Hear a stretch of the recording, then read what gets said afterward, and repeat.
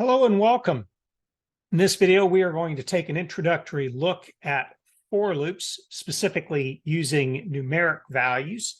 This video is part of a larger series of videos that focuses on the Matlab fundamentals, and it assumes that you've been following along a little bit with the earlier videos that focuses on vectors.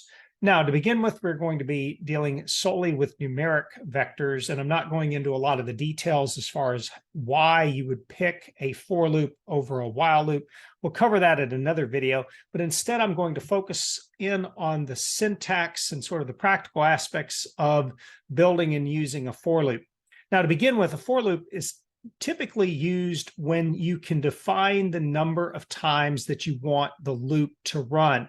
Well, why would you want a loop to run to begin with? Well, that's just for any sort of repetitive task. And the idea is that maybe you want to repeat a calculation multiple times for different values. And so if you know up front how many times you want the loop to run, then generally speaking, a for loop is your best choice. But how do you drive the for loop? In this video, what we're going to do is we're going to focus on how to create a vector that can be used then for the seed for the for loop. Now, I've provided you with a link for the documentation for MathWorks or Matlab's for loops. And I've also provided you the syntax for a basic for loop. And so fundamentally what happens is that you have a set of values and that effectively you just loop through each of them, running whatever statements can be found inside of the for loop, one for each one of the values. Now, a little minor thing to point out, perhaps a little bit of a syntax or documentation issue, is that technically speaking, these don't have to be an index. In other words, basically, you can think of this for loop as probably being more of a for each or for every value in the values vector. Now, as far as the vector is concerned that you use to drive the for loop, it doesn't really matter. It can be any of the vectors that we created either manually with the colon notation or any of the MATLAB functions that can produce a row vector or even a column vector. We'll play around with different scenarios later, but for now we're going to focus in on just a few examples that hopefully demonstrates to you the flexibility of the for loops utilizing a numeric vector. And to begin with, what we're going to do is we're going to just do some examples then again that leverage this syntax. And to start off with, the first thing that we're going to do is we're going to calculate a sequence of areas given the radii. And so the idea here is that we are going to have a sequence of radii that we, in this case, are going to define using the colon notation. And we're just simply going to loop through each of them, making a simple calculation for the area. And so to start this off, remember that we can use any vector that we would have previously created in the earlier videos. So what we're going to do is we're going to just simply start off by creating a variable called radius equal to, and then I'm going to start off with the minimum radius being 1.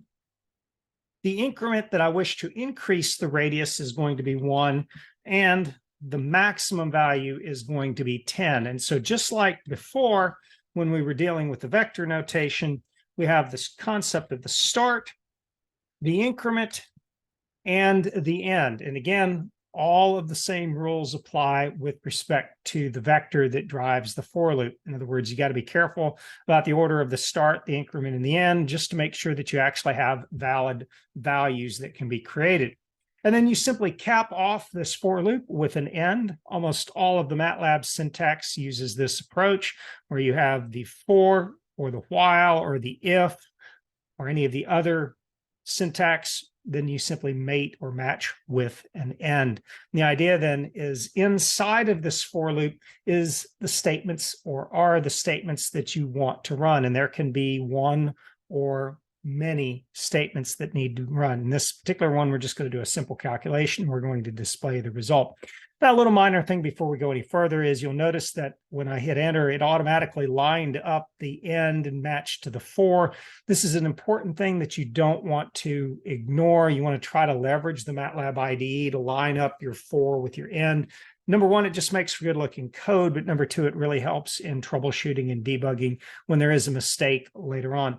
The other thing you'll notice real quick is that technically I'm getting a warning that says the use of the brackets is unnecessary. I would encourage you to use the brackets, although again, it's unnecessary. It's just visually easier to read your code. The other thing I do want to point out is that technically we can shorten this syntax by eliminating the increment, much like we discussed in the other videos. However, though, this is very explicit. In other words, this tells you exactly what the increment is, and also that default value won't work if you, for instance, are trying to skip values or counting backwards. So in other words, it's just a good habit to get into.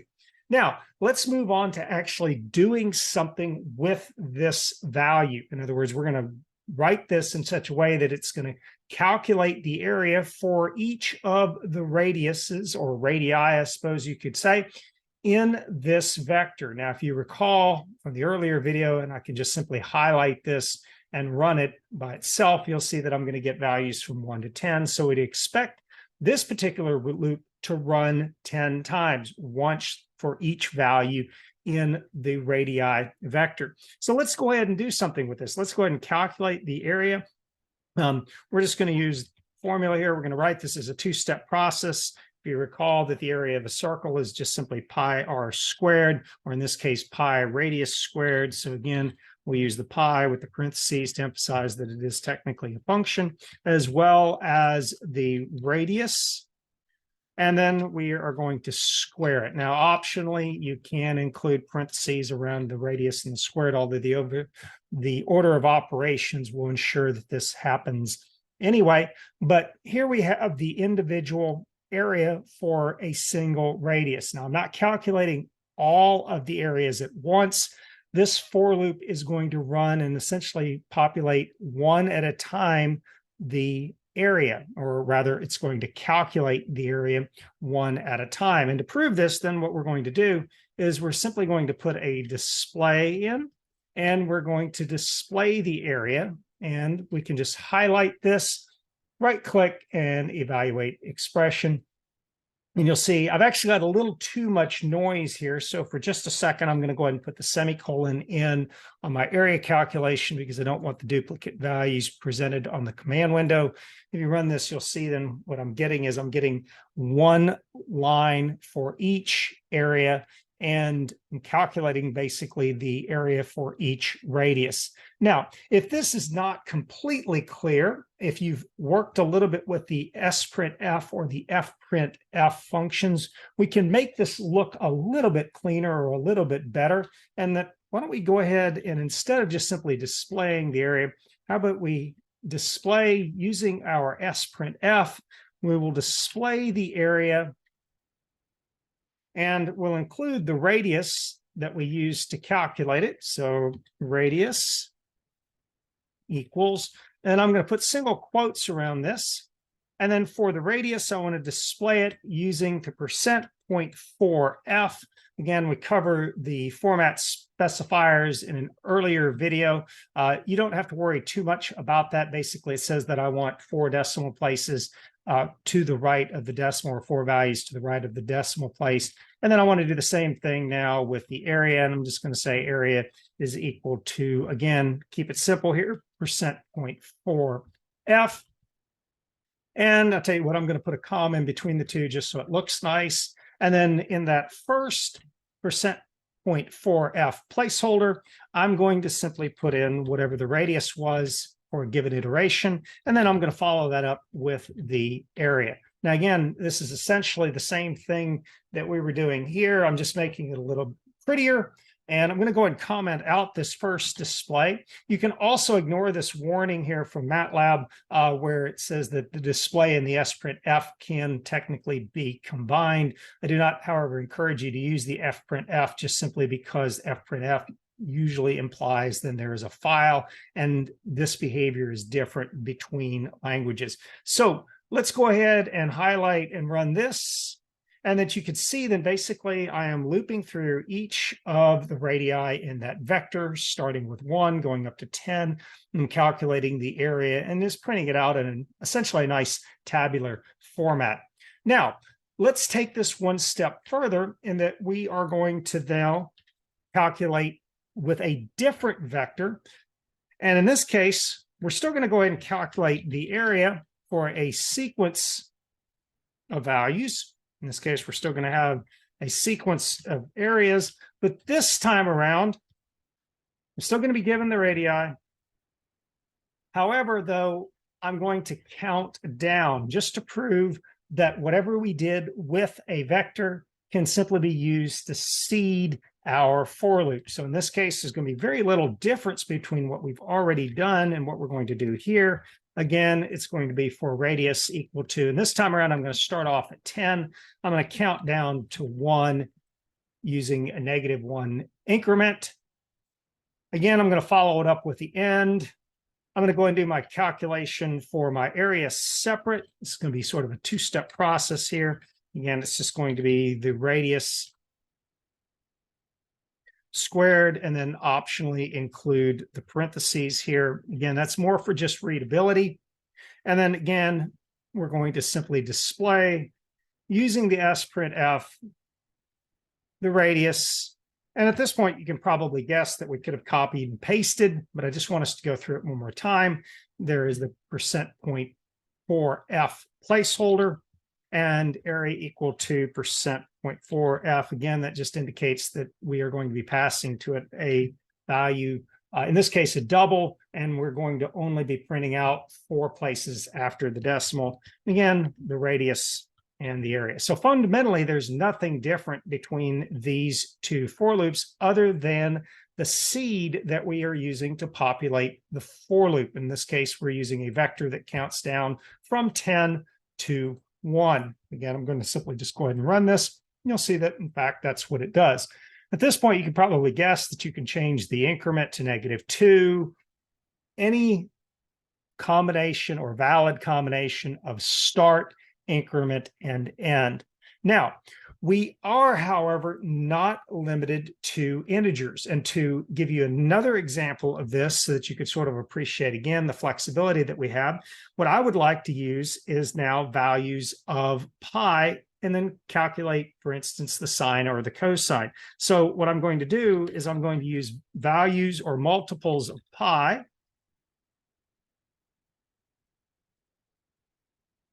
And we are simply going to calculate. How about if we do both the sine of theta and the cosine of theta? And so real quick, you can see how this will work. We're going to start off with another for loop. I'm going to start it again with a variable here. So in this case, I'm just going to go ahead and call it theta. So for theta equal to, and I'm going to start off at 0, although you see that, again, that's not going to be necessary. I'm going to keep this one fairly concise. So we're just going to do intervals of pi over 4, and then I'm going to stop at 2 times pi. So the idea here is that I'm going to create a vector that goes from 0 to 2 pi by increments of pi over 4. You can simply highlight the values in the square brackets and simply, again, right-click and evaluate or hit F9. And you can see those are the values for theta that we are going to be presenting or calculating. Now, what I would like to do is I'm going to essentially do a simplified version of the first example, and that we are going to use a display, but I'm not going to jazz it up much. In other words, I'm not going to bother with explaining that it's theta equals and then sine equals and cosine equals.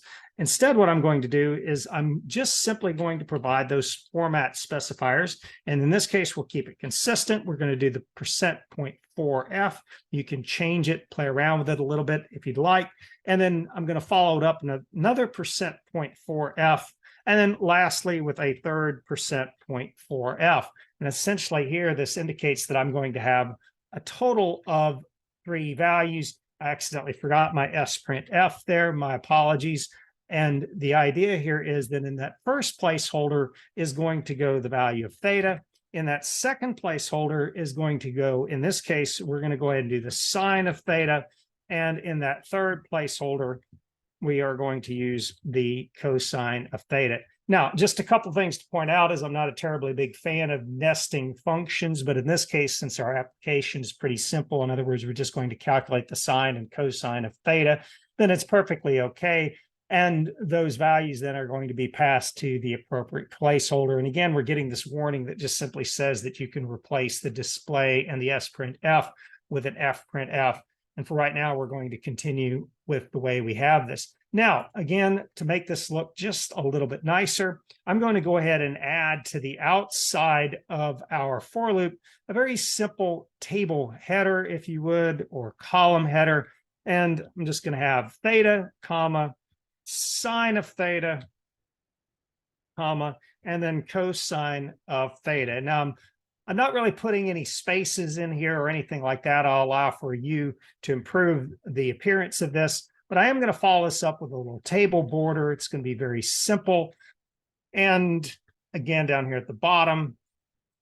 And then if we run just these lines of code, you'll see that if we don't have any errors, which apparently we do, let's make sure that we have our parentheses matched. Ah, yes, I missed a parentheses there.